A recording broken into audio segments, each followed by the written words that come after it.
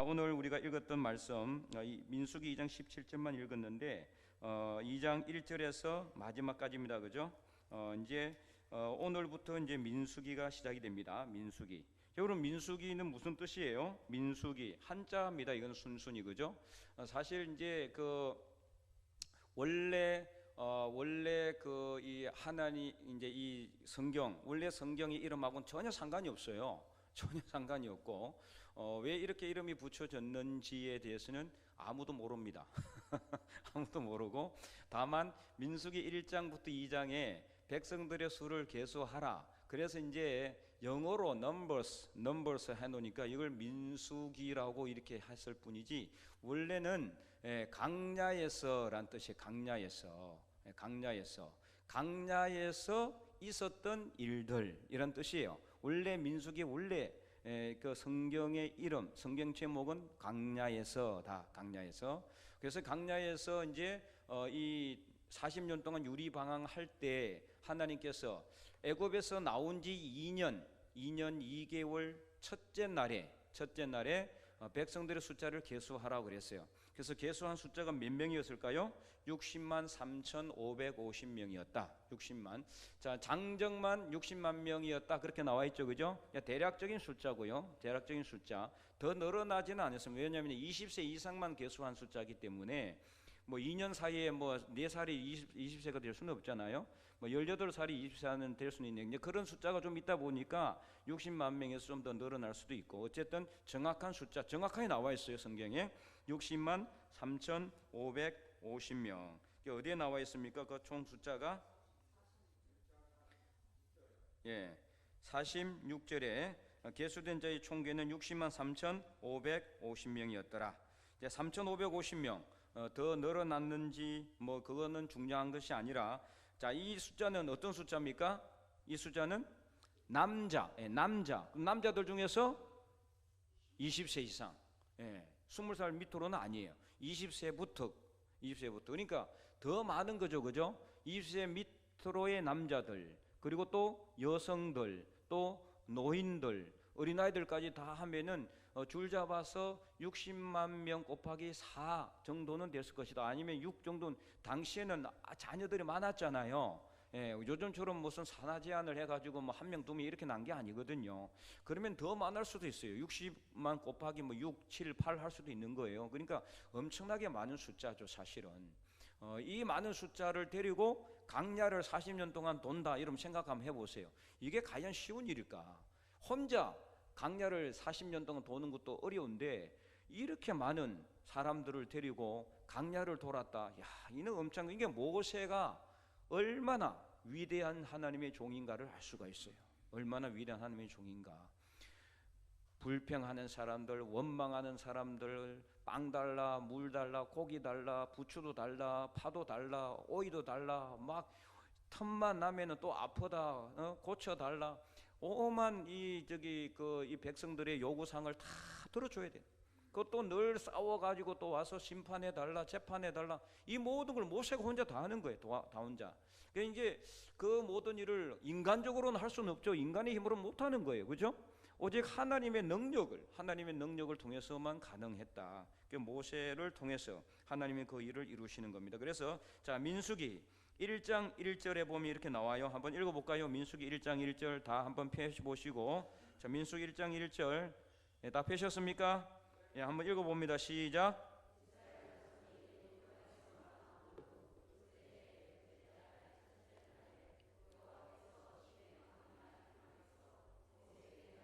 (2절) 3절까지 읽어봅니다.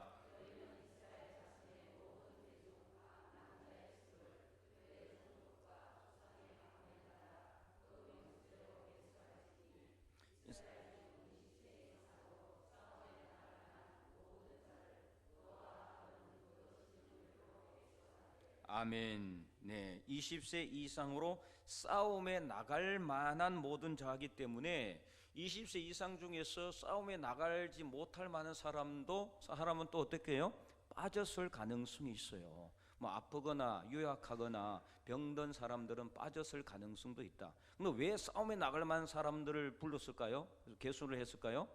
군사, 그러니까 이 당 쉽게 말하면은 지금 강야 40년은 뭐다? 전쟁의 시간이라고 보시면 돼요. 전쟁. 그냥 강야에서 이 배고픔과 추위와 더위만 싸운 게 아니라 이방 민족들하고도 싸워야 되는 일이었어. 싸워야 돼. 그래서 군사, 이게 싸움에 나갈 만한 자를 계수하라고 한 거예요. 싸움에 나갈 만한 자. 그래서 이게 그 숫자를 이제 지파별로 쭉 해보니까 46절에 계수된 자의 총계는 46절 한번 읽어볼까요? 계수된 자의 총계는 60만 3,550명이었더라. 자, 이렇게 이제 숫자를 쭉 세고 이렇게 하나님 앞에서 이제 강야를 방황하게 되는 겁니다. 자, PPT를 띄워주시고, 그래서 이제 민수기 영어로는 넘버서지만은 이 이제 히브리어로는 바미드바르입니다. 바미드바르 뭔 뜻이냐면은 강야에서란 뜻입니다. 강야에서 in the field, 영어로 in the field. 강야에서 있었던 일들 이런 뜻이에요. 그래서 이제 강야에서 어떤 일이 있었느냐? 힘들고 어려운 일이 있었죠. 이제 불평하고 원망하는 일들이 다 나와요. 이게 막 오만하게 다 나와요. 민수기, 신명기 이제가 이제 주로 강야에서 있었던 일들을 갖다가 기록하고 있는데요. 자, 그래서 이제 1장을 보면은 백성의 수를 헤아린다. 이게 백성 수를 지금 보니까 세라 그랬잖아요. 그래서 20세 이상 남자의 중에서 싸움에 나갈 만한 자를 이제 총 계수합니다. 계수하도록 명령을 했고, 남자의 계수는 20세 이상만 싸움에 나갈 만한 자만 계수했고, 그 중에 이제 계수해 보니까 60만 3,550명이었고, 인구가 가장 많은 지파는 어느 지파? 예, 당연히 유다 지파죠. 유다 중심이에요. 유다 항상. 그래서 유다 지파가 가장 많았고 7만 4,600명. 가장 작은 지파는 므낫세 지파 3만 2,200명으로 가장 적었다. 그래서 레위 지파는 어때요? 숫자를 계수해서 안 했어요? 하지 말도. 왜냐면 레위 지파는 싸우면 안 돼요. 뭐를 보호해야 돼요? 싸움이 나면은 레위 지파는 뭘 먼저 챙겨야 된다? 성막부터 먼저 챙겨야 돼요. 이게 싸우면 안 되는 거예요. 레위 지파는. 그래서 레위 지파는 성막을 관리했기 때문에 계수하지 않았다. 자, 그러면 이제 2장. 이제는 이제 2장에는 진편성을 나옵니다. 진편성이라는 거는 이들이 이제 60만, 아까 장정만 60만 명이지만은 장정이 아니라 이제 20세 이상만 이제 60만 명이니까 엄청나게 많은 인구잖아요. 이 사람들이 어디 강야에서 머물려면은 그냥 무작정으로만 이렇게 뭐 아무데나 가서 쉴 수는 없는 거거든요. 그래서 쉴 때 진 배치를 갖다가 이렇게 해라. 이렇게 이제 하나님께서 명령을 하셨는데 바로 이렇게 이제 배치를 했다. 자, 이게 오른쪽 보면은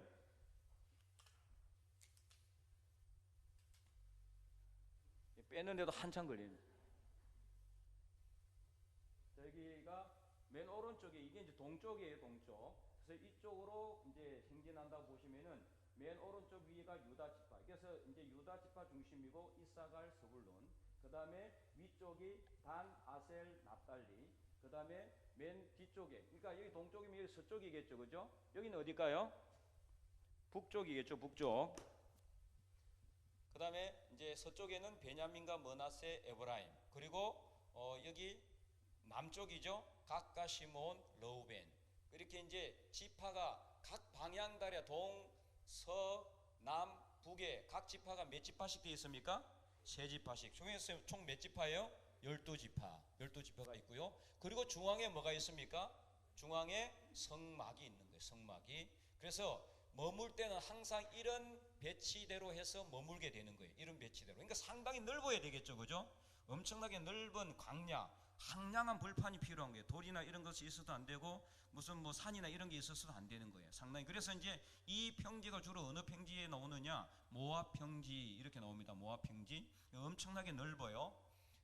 그래서 이제 가운데는 이게 이제 성막이 있고 오른쪽에 성소 입구에 아론 계열의 제사장들, 그리고 위쪽에 이 북쪽에는 머라리 자손 계열들이, 그 다음에 여기 어디 쪽이죠? 서쪽에는 게르손 이 자손들, 그리고 이쪽에는 고핫 자손들. 이렇게 해서 이 성막을 중심으로도 레위 지파가 쭉 둘러싸는 거예요. 둘러싸고 그 뒤로 또 각 지파가 이렇게 둘러싸고 있다. 자, 그러니까 이것을 봐서 우리가 뭘 알 수가 있습니까? 모든 그 지파와 그리고 레위 지파의 중심 안에 뭐가 있어요? 성막이 있다. 성막. 이것을 이제 이따가 말씀드릴 텐데, 이렇게 진 배치도를 여러분 잘 보시고, 이렇게 진 배치를 하고 나서 그 다음에 이제 어떻게 하라고 그랬습니까? 진 배치를 하고, 진막 그러면은 배치 말고 계속해서 머물러만 있느냐? 머물러 있기만 한 것이 아니라 또 어떻게 해야 돼요? 이동을 해야 될 거 아니에요, 그죠? 이동하는 이동 행군 순서가 있어요. 행군 순서. 맨 오른쪽에는 맨 처음에는 뭐가 나갈까요? 맨 처음에 나가는 거는 법궤가 나갑니다.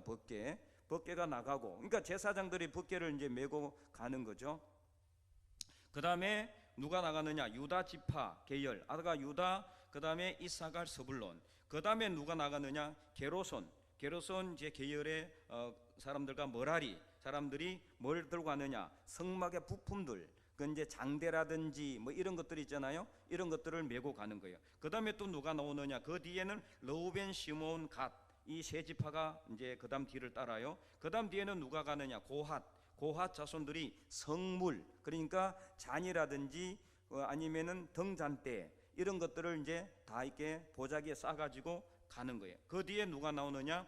에브라임, 그 다음에 머나세, 베냐민, 그 뒤에는 단, 아셀, 납달리 이렇게 가는 겁니다. 자, 그래서 이 진 행군 순서가 이제 나와 있는데, 그 다음에 이제 나옵니다. 이렇게. 자, 저기 보시면은 행군하는 맨 앞에는 뭐가 있습니까? 이 보입니까?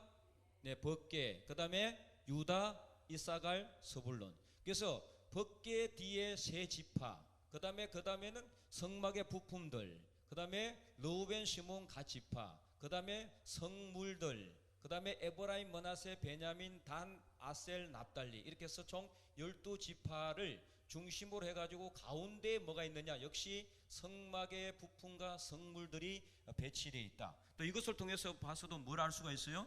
항상 성막은 이동할 때나 아니면은 머물 때나 항상 지파들의 어디에 있습니까? 가운데, 중앙에, 중심에 있다는 것을 알 수가 있습니다. 뭐 여기에서 또 하나 그림을 하나 더 보여주면은 비슷한 그림이긴 한데 이런 식으로 되어 있어요. 언약궤, 유다, 이사갈, 스불론. 제1진입니다. 이게 제1진. 그러니까 이게 1진이죠. 그죠?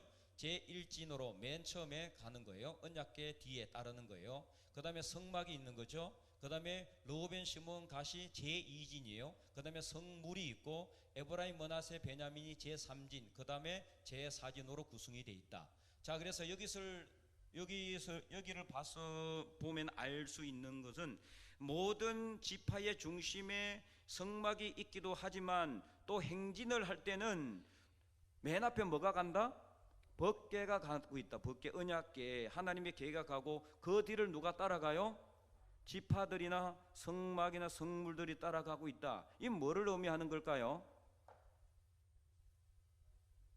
뭐를 의미할까요? 바로 우리는 누구를 따라간다? 하나님을 따라간다. 하나님을 따라가는 거예요. 그냥 내가 가는 게 아니라 내 앞에는 누가 가신다? 하나님이 가신 거예요. 이게 그냥 간단한 아무 의미 없는 것이 아니라 엄청나게 큰 영적인 의미가 있는 거예요. 그래서 계속해서 이제 보면은 우리가 하나님 앞에 이제 말씀을 따라갈 때 이 말씀을 따라가는 것도 마찬가지. 아까 오전 예배 또 말씀을 드렸지만은 사무엘이 하나님의 전 안에 있는 궤 옆에 누웠더니 할 때 궤는 이 궤가 뭐예요? 하나님의 법궤잖아요. 바로 이 언약궤, 이 법궤가 바로 이 하나님께서 주신 뭐가 있어요? 십계명이 적힌 돌판이 저 안에 들어있단 말이에요. 다시 말해서 법궤를 따라간다는 것은 우리가 뭘 따라간다? 또 하나님의 말씀을 따라간다. 이것을 또 말씀해 주는 거다. 말씀을 따라가는 거. 그래서 우리 삶의 중심에는 늘 누가 있다? 하나님이. 그리고 우리는 누구를 따라간다? 하나님. 또 말씀을 따라가는 것이다. 이것을 오늘 본문은 우리에게 분명히 말씀하고 있는 겁니다. 그래서 이 간단한 진의 행군 순서나 진 배치도를 통해서 오늘 우리가 이 땅에서 어떤 삶을 살아야 되는지를 정확하게 말해주고 있는 거예요. 정확하게. 이게 그냥 간단하게 뭐 하나님께서 아무 생각 없이 이스라엘 백성들에게 이렇게 행진하라고 한 게 절대 아니에요. 그래서 항상 법궤를 따라가는 거예요. 그래서 이스라엘 백성들이 이렇게 이제 나중에 결국에는 40년 강야 방황 생활을 끝내고 이게 PPT를 내려주시고요. 강야 생활을 끝내고 어디로 갑니까? 이제 가나안 땅 들어가잖아요. 자, 가나안 땅 들어가기 전에 이들이 어디를 건너가게 됩니까? 어디를? 자, 여기서 퀴즈. 자, 홍해를 건넜을까요? 요단강을 건넜을까요? 예. 물론 이제 홍해를 건너기도 했지만 홍해는 언제 건넜어요? 훨씬 전에, 강야 40년 방황하기 전에 홍해를 건넜고, 그 다음에 홍해를 건너 가지고 이제는 가나안 땅에 들어갈 때는 뭘 건너요? 요단강을 건너는 게 요단강. 요단강이라는 게 또 자, 지금 이제 요단강에 가보면은 조그만 도랑 같아요. 여러분 가봤어요? 시냇물이야. 그냥 훌쩍 뛰어넘어도 돼. 근데 당시에는 그러지 않았다. 이게 지각 변동이 많이 있었잖아요. 지각 변동 많이 있었기 때문에 당시에는 상당히 넓었을 것으로 추정하고 있다. 넓었을 것으로 추정하지 않는다면은 이게 이스라엘 백성들이 가나안 땅에 들어가기 전에 무슨 요단강이 뭐 이렇게 끊어지고 홍해처럼 이렇게 요단강이 멈추거든요. 그래서 이제 그 앞에 이제 하나님의 계를 맨 제사장들이 가게 되는데 이게 있을 수가 없는 거죠. 뭐 훌쩍 뛰어넘을 수 있는 거리인데 뭐 그게 어떻게 되겠어요? 그러니까 이제 우리도 그렇잖아요. 옛날에 우리가 이제 놀았던 개울가, 거기 그때 옛날에 우리 놀았을 때는 억수로 커 보였지만 지금 가보면 조그만하죠. 조그만하기도 하지만 이게 많이 이렇게 묻히고 막 이래가지고 작아진 것도 있어요, 사실은. 이렇게. 그러니까 이제 이게 지각 변동이라든지 아니면 어떤 지진이라든지 이런 것들로 인해 가지고 이게 많이 강이 좁아지고 작아졌을 가능성을 갖다가 신학자들은 이제 이야기하고 있습니다. 어쨌든 당시 요단강이 상당히 넓었고 깊었다. 그래서 사람이 그냥 헤엄쳐서 갈 수 있는 거리거나 걸어서 갈 수 있는 거리는 걸을 수 있는 곳은 아니었다는 거죠. 그때 이게 가장 먼저 누가 갔습니까? 가장 먼저 간 거에 법궤예요. 법궤. 하나님의 궤였다. 어떻게 해요? 제사장들이 법궤를 메고 요단강에 딱 들어서서 어떻게 하라 그랬어요? 중앙에 서라 그랬어요. 서라. 그러면 서니까 어떻게 해서 요단강이 중간에 멈춘 거예요. 멈춰서 쌓였다. 그래서 물이 쌓였다. 쌓이고 그러니까 이게 완전히 평지처럼 되잖아요. 그럼 이스라엘 백성들이 다 건너갈 거 아니에요. 그죠? 다 건너가고 나서 맨 마지막에 다시 제사장들이 궤를 메고 어때요? 거기로 나오는 거예요. 거기 가서 도착한 곳이 어디입니까? 길갈이라는 곳이 길갈. 길갈은 이제 돌이 굴러간다라는 뜻인데, 왜냐하면 그 길갈에 도착해서 그 돌을 갖다가 몇 개 한 지파에 하나씩 12개의 돌을 가지고 요단강 가운데 가서 쌓으라 그랬어요. 이게 뭐예요? 기념비가 되도록 하나님이 요단강을 멈추게 하신 것을 이스라엘 백성들과 나중에 이스라엘 백성들의 자손들이 이게 뭡니까? 이렇게 물을 때 그 역사를 이야기해 주도록 하나님께서 명령하신 거예요. 그래서 하나님의 법궤가 맨 앞에 갔다. 맨 앞에 이스라엘 백성들 뒤로 따라가는 거예요. 그래서 하나님을 따라가기만 하면은 아무 문제가 없습니다. 하나님을 따라가기만 하면은 홍해도 갈라지고 요단강도 갈라지는 줄 믿으시기 바랍니다. 그리고 요단강 건너서 또 이제 맨 먼저 그들이 공략한 성이 어느 성이에요? 여리고성. 자, 여리고성은 난공불락의 성이었어요. 워낙 강하고 튼튼하고 또 두 외벽 내벽으로 돼 있어 가지고 이게 거의 뭐 무너뜨리기가 힘든, 그리고 이스라엘 백성들은 이렇게 어떤 훈련이 된 군사들이 아니에요. 전문 군사들도 아니고 그냥 백성들이잖아요. 싸움에 나갈 만한 사람들이었지만 뭐 이렇게 훈련을 받은 그런 군사들도 아니었고 무슨 공성 무기가 있는 것도 아니었고 이렇게 뭐 무슨 무기가 뭐 특별히 있는 것도 아닌 상태였어요. 그 여리고성을 무너뜨리기 쉽지가 않아요. 그랬을 때 하나님께서 뭐라고 했습니까? 6일 동안 매일 한 바퀴씩 이렇게 어떻게 해요? 돌라 그랬죠. 근데 그 돌 때 맨 앞에 누가 돌아 있어요? 법궤가, 하나님의 법궤가 가는 거예요. 하나님 법궤가 매일 한 바퀴씩. 그리고 7일째는 몇 바퀴 돌라? 6바퀴를 돌고 7바퀴째 어떻게 하라? 소리를 지르라 했어요. 소리를 지르라. 그랬을 때 여리고성이 무너지게 됩니다. 여리고성이 무너지게 되고, 그래서 항상 하나님의 법궤를 따라가는 이스라엘 백성들, 하나님의 법궤를 따라갈 때는 아무 문제 없었어요. 그러나 법궤를 따르지 않는 자기들만의 생각대로 살아갔을 때는 항상 문제가 발생했다. 그래서 저와 여러분의 삶 속에서 문제가 있다면은 내가 지금 법궤를 따르지 않고 있구나, 즉 하나님을 따르지 않고 있구나, 하나님의 말씀을 붙잡지 않고 있구나, 기도하지 않고 하나님 앞에 바로 서지 못하고 있구나, 이것을 깨달아야 되는 거예요. 이것을 하나님의 말씀을 따르고 하나님을 따라가는 삶을 살면은 항상 하나님께서 우리에게 형통한 길을 주신다. 여러분 믿으시기 바랍니다. 자, 그래서 오늘 말씀을 통해서 주시는 교훈 한번 보도록 하겠습니다. PPT 계속해서 띄워주시고요. 우리 첫 번째 한번 읽어보겠습니다. 우리의 삶은 달라도 하나님께서 지정하신 한 방향으로 가야 합니다. 자, 이게 무슨 뜻이냐? 자, 이스라엘 백성들이 이렇게 서로 사는 이게 사람도 다르고 성별도 다르고 나이도 다르고 이름도 다르고 모든 성정도 다르지만 각 12지파가 어디로 따라가요? 법궤를 따라서 법궤가 가는 곳으로 가는 거예요. 자, 이제 법궤가 가는 곳이라고 하는 게 더 정확하게 이해한다면은 구름기둥, 낮에는 구름기둥이 가는 대로 가는 거예요. 밤에는 불기둥이 가는 대로. 그래서 구름기둥이 멈추면은 그들이 행진하다가 아까 그 순서대로 행진하다가 멈추는 거예요. 멈추고 아까 진 순서대로 진을 편성하는 거예요. 진을 갖추고 그리고 다시 구름기둥이 만약에 다시 떠올라서 앞으로 가면은 이스라엘 백성들이 다시 성막을 거두고 진을 거두어 가지고 아까 진 행군 순서대로 맨 앞에 법궤, 그 다음에 유다 지파 중심으로, 그 다음에 성막, 성물, 그 다음에 맨 뒤에 두 지파, 가운데 한 지파씩 해서 총 12지파가 법궤를 따라서 이 하나님의 이 구름 기둥을 따라가는 거예요. 그래서 밤에도 불기둥이 멈추면은 거기서 진을, 밤이라도 만약에 불기둥이 떠올라서 가면은 어떻게 해야 돼요? 가야 돼요. 그러니까 밤이든 낮이든 어쨌든 간에 항상 하나님이 가라 하시면은 가고 멈추라 하시면 멈추고, 하나님이 하라는 대로 했을 때는 아무 문제가 없었어요. 아무 문제가 없었다. 그래서 낮에는 구름기둥과 밤에는 불기둥으로 이스라엘 백성들을 인도하신 하나님, 40년 동안 이스라엘 백성들을 인도하셨고 그들의 발이 부르트지 않았고 의복에 헤어지지 아니하였고 그들이 배가 고파서 굶어 죽는 사람이 없었지만, 그러나 이스라엘 백성들 중에서 그들 중에서 광야 40년 동안 방황하면서 오직 누구요? 갈렙과 여호수아를 제외하고는 나머지 사람들은 다 죽었거나 재앙으로 죽었다. 이렇게 분명히 나와 있어요. 신명기 말씀에 그게 정확하게 나와 있습니다. 재앙으로 죽었어요. 재앙으로. 악행을 한 사람들은 재앙으로 죽었다. 이게 제명에 못 죽는다. 우리나라 말로는 그래요. 제명에 못 죽은 거예요. 뱀에 물려 죽거나 뭐 사자한테 먹히거나 아니면 이방 백성들 민족들이 쳐들어와서 칼에 찔려 죽거나 뭐 그런 식으로 다 죽었다는 거예요. 악평을 한 사람들. 그래서 불평을 하서는 안 돼요. 하나님 앞에서 불평하지 마시고 항상 감사하시기 바랍니다.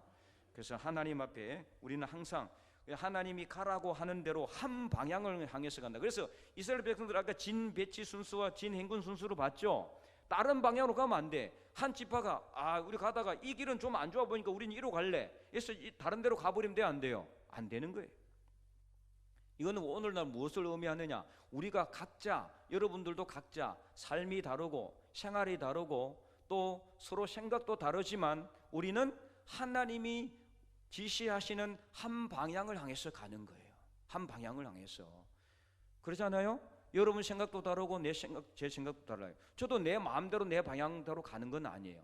그러나 저는 여러분과 함께 간절히 기도하고 방향을 잡아서 올해는 어떤 방향을 가고 있습니까? 하나님의 영광을, 더 큰 하나님의 영광을 준비하는 방향으로 가는 거죠. 다 사는 지역도 다르고 생각도 다르지만 이 방향으로 가는 겁니다.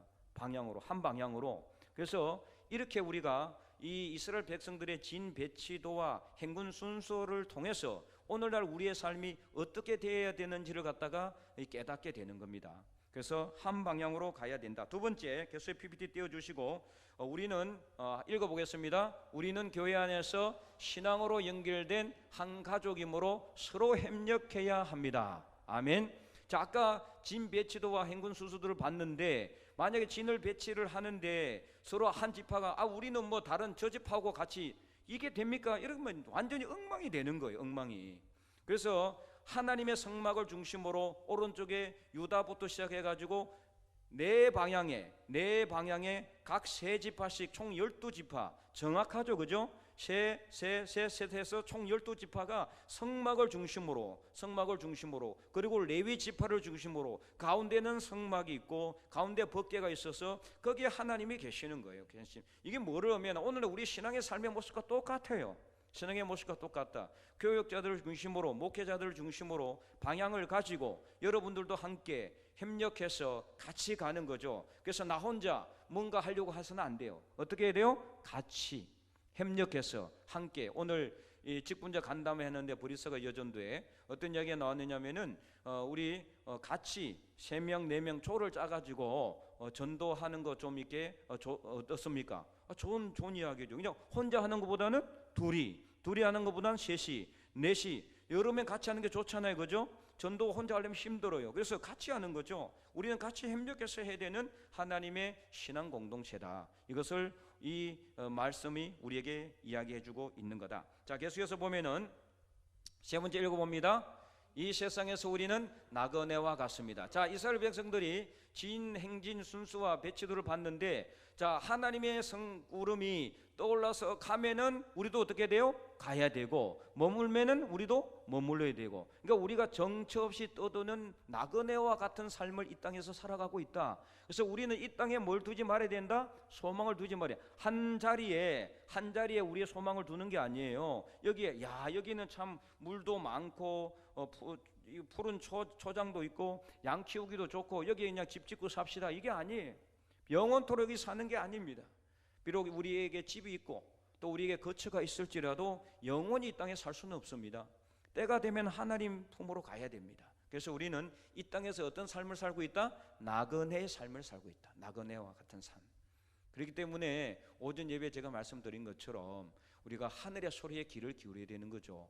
이 땅에 천년만년 살 것 같으면 이 땅의 소리에 귀를 기울여야 되는 거죠. 그러나 이 땅에 우리는 영원히 사는 것이 아니기 때문에 하늘나라에 가야 되잖아요. 그러니까 하늘의 소리에 귀를 기울여야 되는 거예요. 나그네와 같은 삶을 우리는 살아가고 있다. 자, 네 번째 마지막으로 우리 큰 목소리로 보겠습니다. 우리 삶의 중심에는 하나님이 계십니다. 아멘. 네, 우리 삶의 중심에 하나님이 있어요. 하나님이 항상 하나님 중심으로 우리 삶을 살아가고 예수 그리스도 중심으로 성령 중심의 삶을 살아갈 때 아무 문제가 나도 문제가 일어나도 하나님이 우리를 다 치료해 주시고 고쳐 주시고 인도해 주시고 형통하게 이끄심을 믿으시기 바랍니다. 그래서 오늘 말씀을 통해서 여러분이 이 네 가지 교훈을 여러분 가슴 속에 깊이 새기고 그래서 항상 하나님인 중심으로 서로 협력해서 같은 방향으로 우리가 열심히 달려가서 올 한 해 더 큰 하나님의 영광을 준비하는 저와 여러분이 될 수 있기를 주님의 이름으로 간절히 축원드립니다.